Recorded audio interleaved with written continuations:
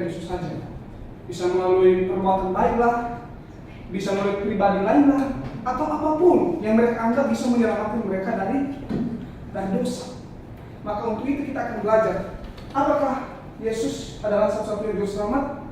Kita akan mulai dari penciptaan. Ya, saya akan cari garis lurus. Saya akan dari penciptaan. Semua agama di dunia ini pasti percaya bahwa ada Tuhan, ada penguasa. Mereka percaya bahwa ada Tuhan dan Tuhanlah yang menciptakan segala sesuatu di dunia ini. Dia yang menciptakan. Dan kita percaya bahwa Tuhan yang menciptakan manusia dan Dia yang menciptakan alam semesta ini. Dia yang menciptakan semuanya selama 6 hari dan hari ke-7 adalah hari peristirahatan Tuhan. Ya? Semua ciptaannya Dia ciptakan dengan perkataannya atau dengan firman-Nya. Dia mengatakan jadilah binatang, langsung jadi. Dia katakan jadilah binatang di dalam air, langsung jadi. Tetapi ada satu ciptaan yang sangat spesial, yang sangat berbeda dengan ciptaannya yang lain. Ya, itu adalah manusia. Ya, itu adalah manusia. Kenapa berbeda dari ciptaan yang lain? Karena Tuhan sendiri mengatakan bahwa manusia ini adalah segambar dan serupa dengan Allah. Mereka memiliki sifat dan segambar dengan Allah sendiri. Dan Allah akan memakai manusia ini untuk menjaga bumi ini, menjaga taman ini, memelihara seluruh yang Tuhan ciptakan di bumi. Dan Tuhan menciptakan manusia ini dengan hati yang kudus. Hati yang kudus, posisi yang kudus. Makanya kita tahu mereka bisa berbicara langsung kepada Allah. Tetapi ada satu yang harus dibentuk, yang tidak bisa langsung Allah berikan secara langsung, tiba-tiba sudah sempurna, yaitu karakter. Karakter ini masih belum kudus dan ini harus dibentuk. Karakter harus dibentuk. Ya. Dan Allah memberikan perintah kepada manusia saat itu, yaitu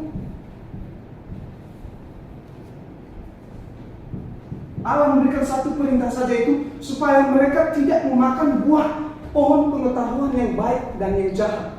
Hanya satu perintah itu saja. Apa katanya? Janganlah engkau makan buah pohon pengetahuan yang baik dan yang jahat, sebab pada hari engkau makan pastilah engkau mati. Itulah perintah Tuhan saat itu. Apakah manusia, apakah Adam dan Hawa percaya kepada Tuhan atau tidak? Ya, supaya mereka tidak memakan buah pohon pengetahuan yang baik dan yang jahat ini. Dan singkat cerita, ternyata ada iblis. Ya, ada iblis dan dia mengambil rupa ular. Ya, dia mengambil rupa ular dan dia menggoda atau mencobai si Hawa ini. Dia mencobai Hawa, katanya, tentulah Allah berfirman, semua pohon dalam taman ini tidak boleh engkau makan. Ini yang menjadi alat iblis. Dia memutarbalikkan perkataan Tuhan. Kata Tuhan, semua pohon dalam taman ini boleh kamu makan. Tapi apa kata iblis? Tentulah Allah berfirman, tidak boleh, semua pohon dalam taman ini tidak boleh engkau makan. Dia balikan di situ. Apa kata Hawa saat itu? Hawa mengatakan, tidaklah, tidak mungkin seperti itu Tuhan. Katanya semua pohon dalam taman ini boleh kami makan. Semua pohon dalam taman ini boleh kami makan. Tapi ada satu yang dia tambahkan, boleh kami makan, tetapi buah pengetahuan yang baik dan yang jahat janganlah kami makan. Ataupun meraba. Dia menambahkan firman Tuhan, yaitu raba. Yaitu raba. Dia menambahkan. Padahal Tuhan tidak katakan kepada manusia saat itu. Akhirnya iblis pakai itu untuk menjatuhkan atau menggoda manusia. Akhirnya singkat cerita, manusia lebih percaya kepada iblis. Akhirnya mereka makan buah pohon pengetahuan yang baik dan yang jahat itu. Mereka lebih taat kepada iblis. Dan akhirnya manusia berdosa. Manusia berdosa, kita lihat manusia berdosa saat itu. Dan ketika Tuhan datang saat itu, mereka tahu mereka sudah berdosa, mereka sudah telanjang. Akhirnya mereka mengambil daun, ya, daun pohon ara dan menutupi diri mereka, yang menutupi dosa mereka tadi ini. Ini sebagai sebuah simbol menutupi dosa mereka. Mereka memakai kekuatan mereka, mereka memakai diri mereka sendiri. Mereka memakai diri mereka sendiri. Mereka memakai usaha mereka untuk lepas dari dosa. Tapi itu tidak bisa. Ya. Akhirnya kita tahu manusia dikutuk oleh Tuhan dan juga iblis dikutuk oleh Tuhan.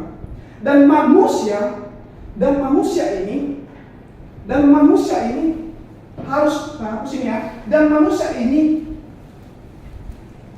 harus dihukum. Karena sesuai dengan Roma pasal 6 ayat 23, upah dosa adalah maut, ya. Upah dosa adalah maut, yaitu dihukum di neraka. Dihukum di neraka. Roma pasal 6 ayat 23, upah dosa adalah maut, mereka harus dihukum.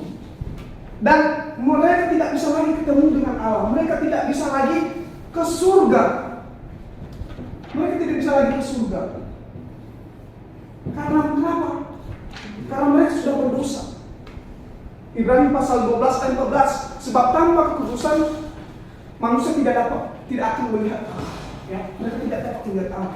Akhirnya kita tahu bahwa Allah ini adalah Allah yang kudus dan Dia wajib patut untuk menghukum manusia di dosa. Tapi di balik kekudusannya, Dia juga adalah Allah yang Maha Kasih. Tuhan ingin menyelamatkan manusia ini. Dia menyelamatkan manusia, Dia memberikan janji. Dia berjanji kepada Adam dan Hawa bahwa nanti Dia berjanji akan kirim juru selamat. Janji akan kirim juru selamat. Itu ada di Kejadian 3 ayat 15 dan 16. Kejadian 3 ayat 15 sampai 16 untuk menyelamatkan manusia dari dosa ini.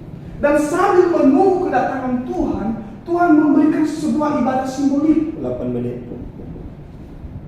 Tuhan memberikan sebuah ibadah simbolik yang berbentuk mezbah. Mezbah itu dari kata Ibrani artinya meja. Dan di atasnya diberikan domba dan dipotong. Ini melambangkan apa? Ini melambangkan juru selamat yang akan mati nantinya, yang akan menggantikan manusia dihukum. Dan ini harus dilakukan oleh orang-orang yang percaya kepada Tuhan. Semua orang zaman PL yang percaya kepada Tuhan akan melakukan hal ini. Ya, akan melakukan hal ini. Dan orang tua atau ayah menjadi TPDK saat itu. Ayah menjadi TPDK, dia yang memberitakan tentang pemberitaan firman Tuhan kepada anak-anaknya.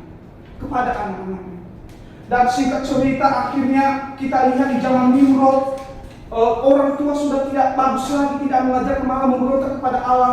Akhirnya Allah memanggil Abraham sebagai bapa. Dia memanggil Abraham untuk meneruskan ibadah simbolik yang Tuhan berikan ini. Dan melalui keturunan Abraham nantilah akan ada suatu bangsa. Dan Tuhan berkata, dari bangsa itulah nanti akan ada juru selamat. Ya, Dia memanggil bangsa Israel, disebut sebagai bangsa Israel. Itu ada di Yohanes pasal 22. Dari bangsa Yahudi lah terdapat ada keselamatan. Dari bangsa Yahudi lah ada juru selamat. Dan akhirnya ketika Yohanes Pembaptis muncul, dia berseru kepada Tuhan. Yohanes 1:9. Lihatlah anak domba Allah yang menghapus dosa dunia, yaitu Yesus Kristus. Dia menunjuk Yesus Kristus sebagai anak domba Allah yang telah dijanjikan dari zaman PL, yaitu kepada Yesus. Dan Yesus adalah satu-satunya penyelamat kita. Yesus adalah satu-satunya yang dapat menghapus dosa manusia. 1 Yohanes 2 ayat 2. Dan Ia adalah pendamaian untuk segala dosa kita, dan bukan untuk dosa kita saja, tetapi untuk dosa seluruh dunia. Akhirnya Tuhan Yesus mati tidak adalah orang berdosa. Tuhan Yesus mati untuk orang berdosa, dan orang berdosa harus hidup untuk Tuhan. Ini adalah suatu transaksi rohani, suatu pergantian, bahwa kita hidup untuk Tuhan, hidup untuk Tuhan, hidup seperti Yesus Kristus. Dan Yesus Kristus sudah menebus kita. Dia telah menebus kita, dan kita menjadi kudus dan benar di hadapan Tuhan. Itu ada di 1 Korintus pasal 1 ayat yang ke-30. Kita hidup, kita dibenarkan, dan kita dikuduskan di hadapan Allah Bapa. Dan kita sekarang hidup untuk Tuhan. Itu ada di Roma 6 ayat 11. Ya, jadi orang PD atau orang zaman sekarang ini percaya kepada Yesus Kristus yang sudah datang. Percaya kepada Yesus Kristus yang sudah datang. Efesus pasal 2 ayat 8 sampai 9. Apa katanya? Kita hidup itu karena iman, karena kita percaya kepada janji juru selamat. Itu bukan karena usaha kita, itu bukan karena perbuatan kita, itu bukan karena kita hidup kudus menurut diri sendiri. Itu bukan karena itu, tetapi karena apa? Karena kita beriman kepada Tuhan.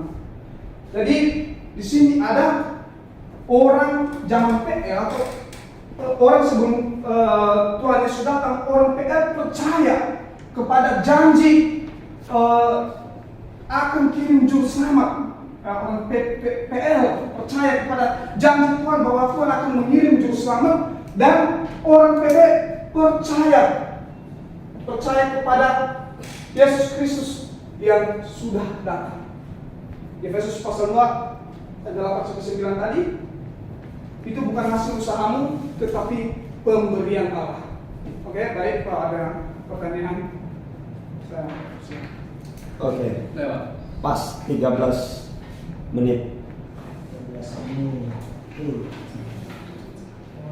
Sekarang Saudara Abadi